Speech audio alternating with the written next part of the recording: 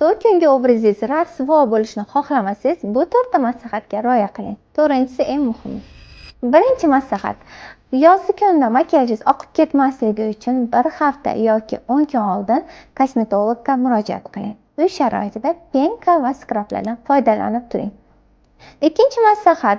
To'ydan oldin stilistingiz bilan albatta uchrashib, to'y kungi obrazingiz, makiyajingizni alohida gaplashib oling.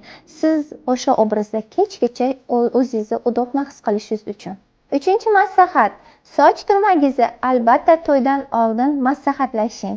To'y kuni, ayniqsa yozgi kunida sochingiz tushib ketmasligi uchun, sizga noqulaylik tug'dirmasligi uchun buni oldindan bilishingiz shart.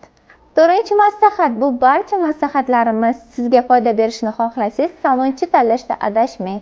Salonchingiz to'y kungi obrazingizni yorqin va chiroyli yarashtirib berishni xohlasangiz, bu mas'uliyatli vazifani albatta mushtariy byuti salonidagi malakali mutaxassislarimizga ishonib topshirishingiz mumkin.